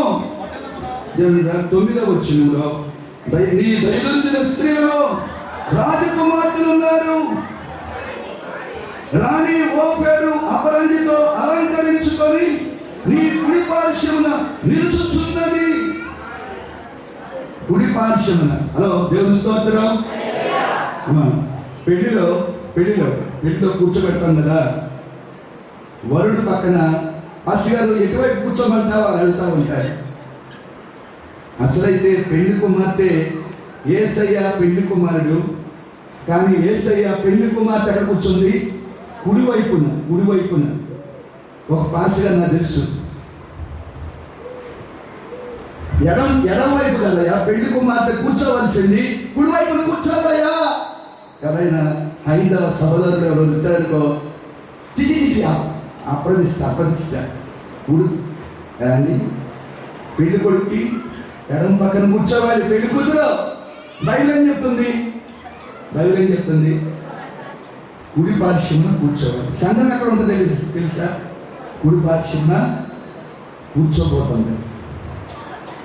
ఈ లోకానికి కొన్ని విరుద్ధమైన మాటలు ఏం పొందింది అంటే, పెళ్లి కుమార్తె దేవుని దయ పొందింది. దేవుని దయ పొందితే నువ్వు పెళ్లి కుమార్తెగా నువ్వు సిద్ధపరచబడతావు.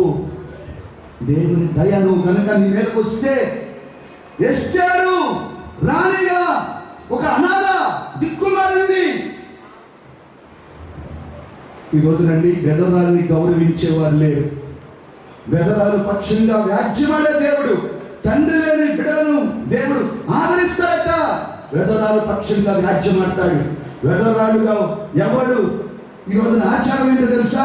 మన హైందవ ఆచారం వాడు ఎదురు రాకూడదట. శుభకార్యాలకు ఎదురు రాకూడదట. ఏంటండి? కానీ దాన్ని బట్టి ఎంతో కుమిలిపోయే సిస్టర్స్ ఉన్నారు.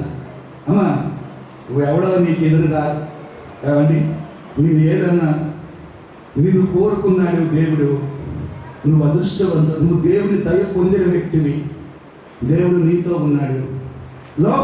లోకం విషయంలో నువ్వు ఎలా ఉన్నా నిన్నే దేవుడు కోరుకుంటాడు. ఎస్తేరు అనాథ, తల్లి లేని తండ్రి లేని, దేవుని దయ పొందింది. ఎక్కడ చూసినా దయ. దేవుని స్తోత్రం, దేవుని స్తోత్రం. షైనింగ్ స్టార్గా దేవుడు ఆయన అభివృద్ధి చేశాడు. దేవుని దయ పొందితే నువ్వు కూడా సంఘ వధువుగా దేవుడు నిన్ను సిద్ధపరుస్తాడు. మరొక మాట చెప్పి నేను ముగించేస్తాను. యెషయా గ్రంథము 60వ అధ్యాయము 20వ వచనము, నీ సూర్యుడికి అస్తమించడు, నీ చంద్రుడు క్షీణింపడు, యెహోవాయే నీకు నిత్యమైన వెలుగుగా ఉండును, నీ దుఃఖ దినములు సమాప్తములగును. అందరూ ఒకసారి చప్పట్లు కొట్టండి.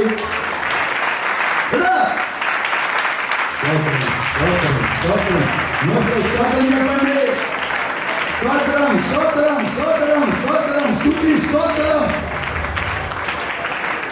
దేవుని స్తోత్రం. గత సంవత్సరంలో నీ భర్త నిమిత్తం ఏడ్చావు. అయితే ఈ సంవత్సరం ఆ దుఃఖం నుండి దేవుడు విడిపించబోతున్నాడు. నీ భర్తలో గొప్ప మార్పును నువ్వు చూడబోతున్నావు. గత సంవత్సరం నీ బిడ్డల నిమిత్తం ఏడ్చుంటావు. అయితే ఈ సంవత్సరం నీ బిడ్డల్లో గొప్ప మార్పు దేవుడు తీసుకురాబోతున్నాడు. గత సంవత్సరం నీ కన్నీటిని ఈ సంవత్సరం నాట్యంగా దేవుడు చేయబోతున్నాడు. దేవుని స్తోత్రం. నీ ఆర్థిక పరిస్థితి, ఆర్థిక ఇబ్బందుల వల్ల, అనారోగ్యత వల్ల, బిడ్డల వల్ల, భర్తను బట్టి, భార్యను బట్టి బ్రదర్ ఏడ్చుంటావేమో. గత సంవత్సరంలో దేవుడు ఆ ఏడ్పును నీకు నాట్యంగా దేవుడు చేయబోతున్నాడు. నీ ప్రార్థన విన్న దేవుడు నీ అప్పుల నుంచి, నీ యొక్క ఆర్థిక పరిస్థితి నుంచి, నీ అనారోగ్య పరిస్థితి నుంచి దేవుడు గొప్ప మార్పు కలగబోతున్నాడు. దేవుడు అంటే అంటే నీ దుష్టుడైన దేవుడు నీ మీద ప్రకాశించబోతున్నాడు. ఆమేన్. దేవుని స్తోత్రం చెప్పండి. సూర్యకాంతిని ఎవరైనా చేపెట్టి అడ్డగించగలరండి? దమ్ము ఎవరైనా ఉందా? నీ అరచేతితో సూర్యకాంతిని ఆపగలవా? ఎవరు ఆపలేరు. నీ మీదకు వస్తున్న ఆశీర్వాదాలు ఎవరు అడ్డగించలేరు. నీకు కేటాయించిన ఆశీర్వాదాలు నీ మీదకు వచ్చి ప్రాప్తించబోతున్నాయి. నీతి సూర్యుడైన దేవుడు ఆయన ఏమండి ఆ యొక్క సూర్యుడికి వీరు గమనించరా, ఆ సూర్యుడికి అస్తమింపడు, నీ చంద్రుడు క్షీణింపడు, యెహోవాయే నీకు నిత్యమైన వెలుగుగా ఉండబోతున్నాడు. దేవుని స్తోత్రం. హల్లెలూయా, హల్లెలూయా. నిత్యమైన వెలుగుగా. ఇప్పుడేమో సగం చీకటి, సగం ఏమంటే 12 గంటలు చీకటి, 12 గంటలు వెలుగు. కానీ నిత్యమైన వెలుగుగా. బయట అలా ఉంది, కానీ నీకు మాత్రం దేవుడు ఎల్లప్పుడూ నిత్యమైన వెలుగుగా నీకు ఉండబోతున్నాడు. దేవుడుగా నీ జీవితంలో ఇంతవరకు చీకటిగా ఉంటూ వచ్చిందేమో, ప్రకాశవంతమైన వెలుగు నీలోకి రాబోతూ ఉంది. దేవుని స్తోత్రం. దేవుడు వాగ్దానం చేస్తాడు. ఇవన్నీ వాగ్దానాలే. వాగ్దానం ఎత్తి ప్రార్థన చేయి. నీకు జనవరి 1 తారీఖున నీకు ఇవ్వబడిన వాగ్దానం ఎత్తి నైవేద్యము అర్పించేవాడట. ఉప్పు, నైవేద్యంలో ఉప్పు కలపాలట. ఉప్పు నిబంధనకు గుర్తు, వాగ్దానానికి గుర్తు. వాగ్దానం ఎత్తి ప్రార్థన చేయి. వాగ్దానం ఎప్పుడైతే నువ్వు ఎత్తుతావో దేవుని జ్ఞాపకార్థంగా పెట్టుద్ది. దేవుడు అక్కడ ఆగిపోతాడు. నువ్వు ప్రార్థన చేసేటప్పుడు వాగ్దానం అక్కడ చేయి పెడితే 10,000 మందిని దాటుకుంటూ వచ్చి నీకు ఈ వాగ్దానాన్ని ఆయన ఆలకిస్తాడు. వాగ్దానానికి ప్రతిఫలం ఇస్తాడు. నీ దుఃఖ దినములు సమాప్తం కాబోతున్నాయి. ఇంతవరకు ఏడ్చుకుంటా ఎల్లప్పుడు కన్నీళ్లు కార్చుకుంటా తిరిగేవాము. ఈ రోజు నుంచి నీ యొక్క కన్నీటిని, నీ యొక్క కన్నీరు కురుస్తారు. ఇక కన్నీరు ఉండదు. ఈ సంవత్సరంలో హెచ్చరించబడే సంవత్సరం, నిన్ను ఆశీర్వదించే సంవత్సరం. నీ ఆత్మీయ జీవితం కూడా పైకి లేపబోతున్నాడు. నీ ఆత్మీయ జీవితాన్ని పునరుద్ధరించబోతున్నాడు. ఎన్నడూ చూడని ఆత్మీయ స్థితి నువ్వు దేవుడు నీకు చూపించబోతున్నాడు. దేవుని స్తోత్రం, దేవుని స్తోత్రం. దేవుని దయ ఉంటే యాకోబుకి ఒక మందిరాన్ని దేవుని దయ ద్వారా కట్టించేట. నీ దేవుని దయ మనం పొందితే నువ్వు దేవుని కొరకు ఒక గుడారంగా నువ్వు కట్టబడతావు. నువ్వే దేవునికి ఏదైతే పడిపోయిందో ఆ బలిపీఠాలు మరలా నువ్వు కట్టబోతున్నావు. దేవుడు దానిలో స్థిరపరచబోతున్నాడు. దేవుడు గొప్ప కార్యాలు నీ జీవితంలో చేయబోతున్నాడు. దేవుని స్తోత్రం, దేవుని స్తోత్రం. నీతిశూరుడైన దేవుడు. ప్రార్థన చేయండి. మీరు ప్రార్థన చేస్తే అన్నిటికీ ప్రార్థనే ప్రమాణికం. ప్రార్థన చేయి. ఇస్కియా చిన్న ప్రార్థన చేశాడు. చచ్చిపోతున్నాడు, అయిపోయింది లైఫ్ అనుకున్నాడు. దేవుని తట్టు తిరిగి చిన్న ప్రార్థన చేశాడు. 15 సంవత్సరాల ఆయుష్ను దేవుడు పొడిగించాడు. హలో, ఏ డాక్టర్ని ఆయన అడిగితే మేము చెప్పలేమంటారు. కానీ దేవుని దగ్గర చిన్న ప్రార్థన చేస్తే మనల్ని దేవుడు తీసేసి 15 సంవత్సరాల ఆయుష్ ఇచ్చాడు. దీనికి గ్యారంటీ, ఈ ఫ్యాన్కి వీటన్నిటికి గ్యారంటీ ఉంది, మనకు మాత్రం గ్యారంటీ లేదు. అమ్మా, హలో, మనకు గ్యారంటీ లేదు. లేచాం ఏమండి, మనం మనం లేచాం, మన అందులో కార్యకలాపాలు జరిగిస్తున్నాం. నువ్వు ఎవరైనా అందరూ మన జీవితము చాలా అశాశ్వతమైంది. అయితే యవనస్తులని లేదు, వృద్ధులు అని లేదు. ఏమండి, మనము ప్రార్థన చేస్తే మరణం తప్పిపోతుంది. దీర్ఘాయుకు మూలమై ఉన్నాడు. ప్రాణానికి దీర్ఘాయుషుకు మూలమై ఉన్నాడు. నువ్వు ఆయన ప్రేమించాలి. ఆయన వాక్యాన్ని ఎక్కువగా వినాలి. ఆయన హత్తుకున్నప్పుడు ఏమండి, హిజ్కియాకు చిన్న ప్రార్థన చేస్తే 15 సంవత్సరాలు అంచుకెళ్ళినటువంటి వాడు మరలా దీర్ఘాయుష్మంతుడై 15 సంవత్సరాలు బ్రతకలేదా? నువ్వు నేను చిన్న ప్రార్థన ఏమండి, అబ్రహాం చేసేట ఇస్మాయిల్ గురించి ఆ చిన్న ప్రార్థన దేవుడు ఆలకించేట.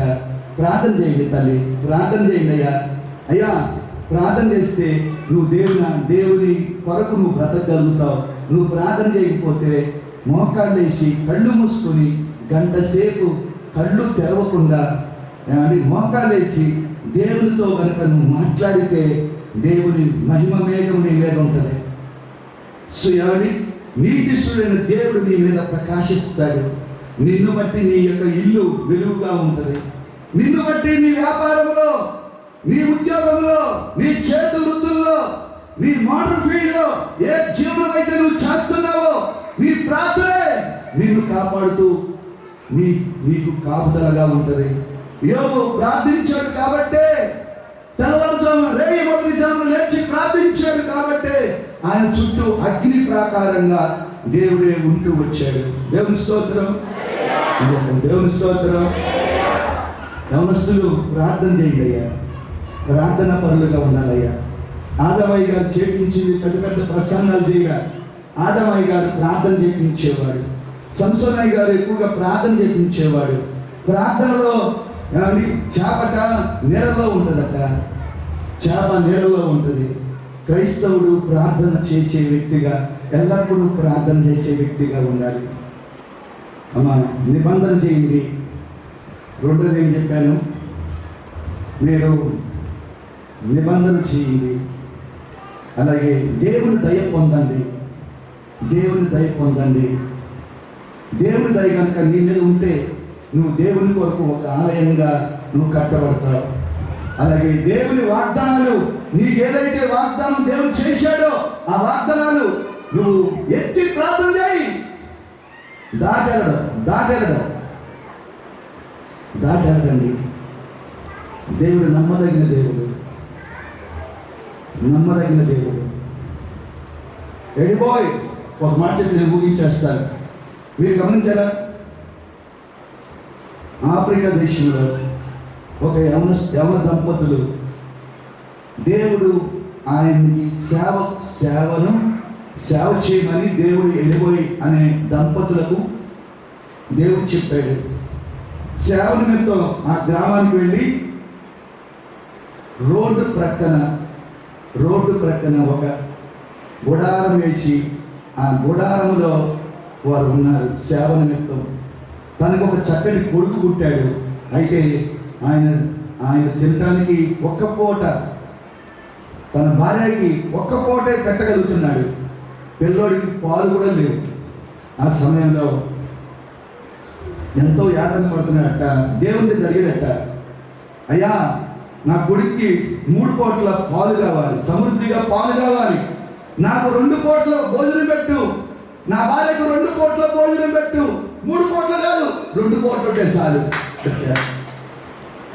ఎడిపోయిలో దేవుడు ఒక రోజు మాట్లాడాడట, ఎడిపోయి నువ్వు 2 పూట్ల మరొక మాట్లాడాడట, ఈ గుడారంలో నేను ఉండలేను, నాకు ఒక చిన్న షెడ్ లాంటిది ఒక గది ఏర్పాటు చేయి, దానికి రెంట్ కూడా నువ్వే కట్టాలి అని అంటే దేవుడు ఒక రైతులు మాట్లాడుతున్నాడట, ఎడిపోయి ఏంటయ్యా 2 పూట్ల భోజనం పెట్టబెట్టి పాలు 3 పూట్ల నా కొడుకిస్తే చాలు అట్టబెట్టి సార్ అంటవేంటి?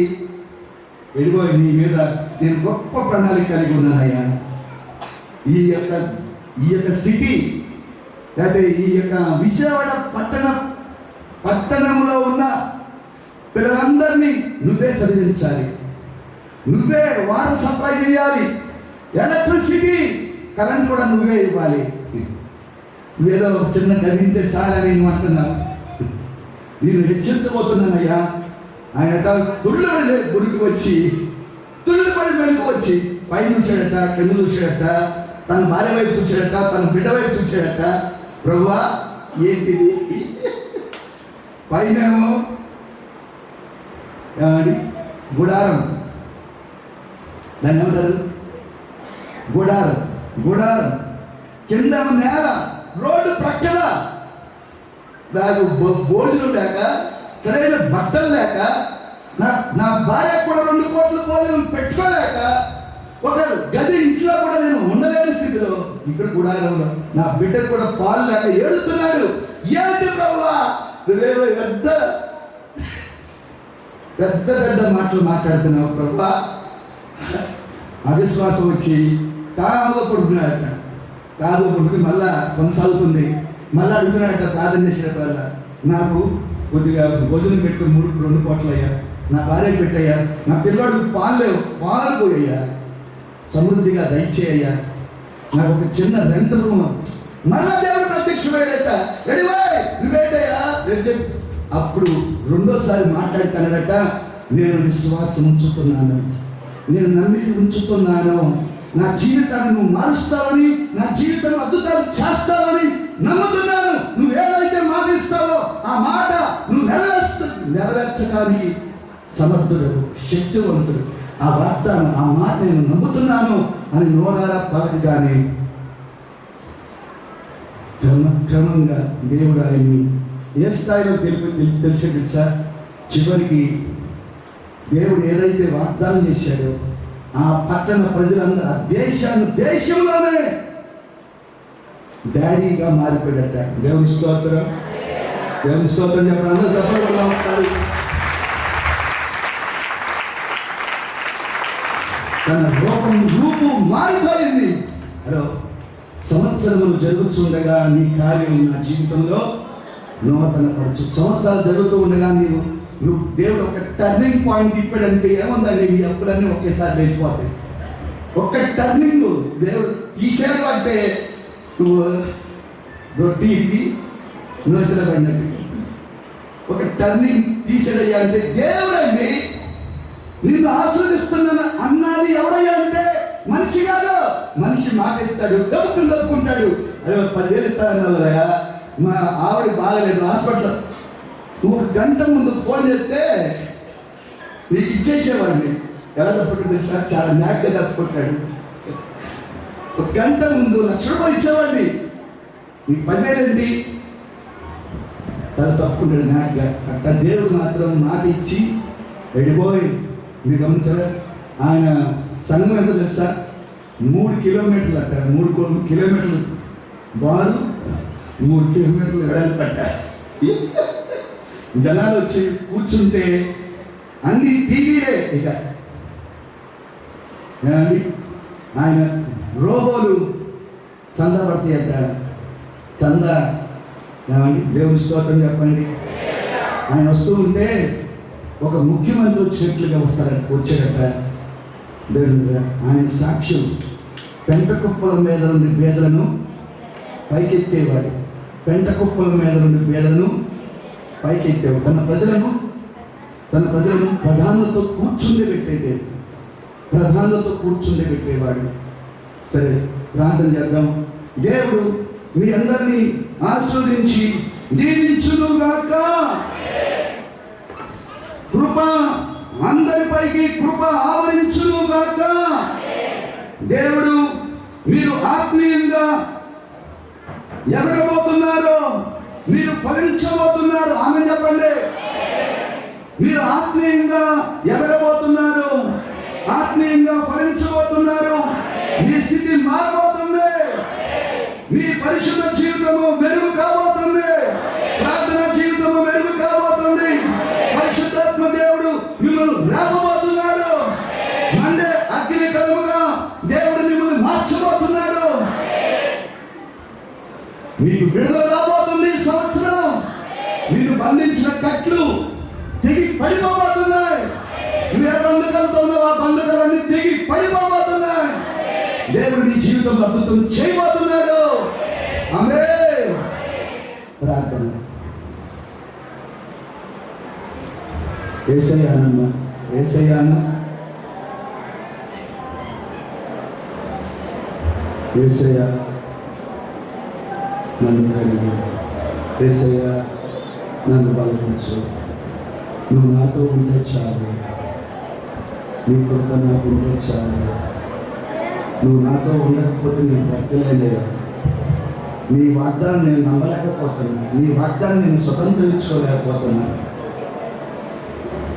నీ దుఃఖ దినములు సమాప్తం అవబోతున్నా.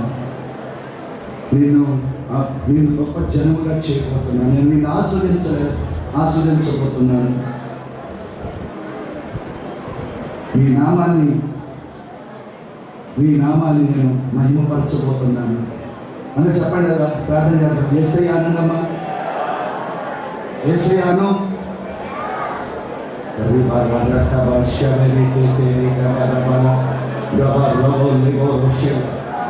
నన్ను నీ వాక్యాన్ని, నీ యొక్క మాటలు నేను విశ్వాసం ఉంచుతున్నా. నేను అనారోగ్యం కూడా వెళ్తున్నాను. దేవుడు నాకు జీవాన్ని ఇస్తాడు, నాకు స్వస్థతనిస్తాడు. నమ్ముతున్నా. నమ్ము ప్రతివాడు, నమ్ము. విశ్వాసం ఉంచు ప్రతివాడు పొందుతాడు. నువ్వు నమ్మితే దేవుని మహిమ చూస్తావు. నమ్ముట నీ వల్లైతే నమ్మువానికి సమస్తము సాధ్యమే. ఇంతవరకు విశ్వాసం లేకుండా బ్రతికావు. ఇంతవరకు విశ్వాసాన్ని పోగొట్టుకున్నావు. నీకు అనారోగ్యత నుంచి విడిపిస్తాడనే విశ్వాసం నీలో లేదు. గొప్ప విశ్వాసాన్ని నువ్వు కలిగి ఉండాలి. గొప్ప విశ్వాసం నువ్వు వాడాలి. ఓ రబ శబ రబ దురబల శబ రబల రే రే షెకితే రికెతే రబ రబ రబ రబ అద్భుతాలు జరిగించువాడా. నోరెత్తు.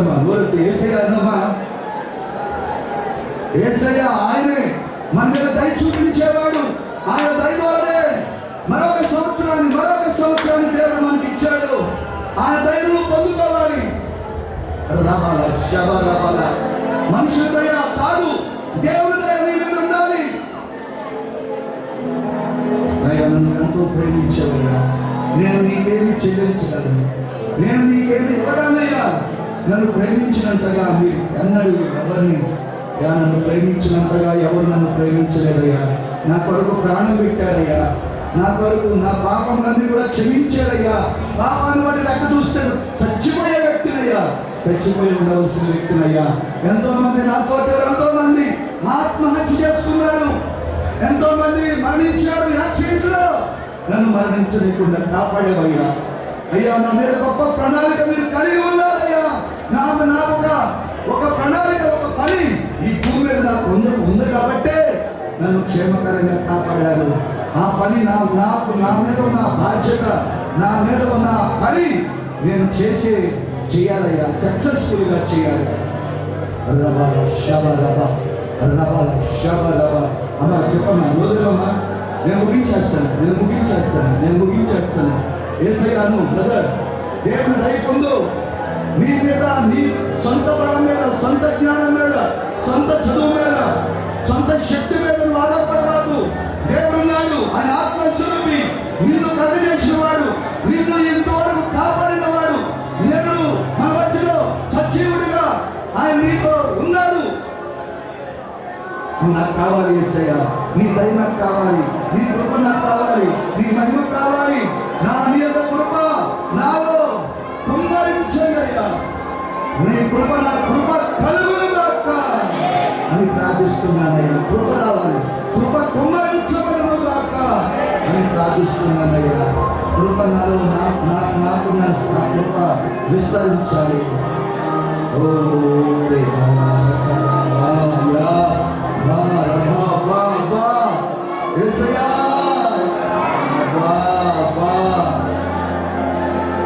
అద్భుతాలు జరిగించేవాడా, ఆశ్చర్యమైన కార్యాలు జరిగించేవాడా, మీరు నాతో ఉంటే చాలయ్యా.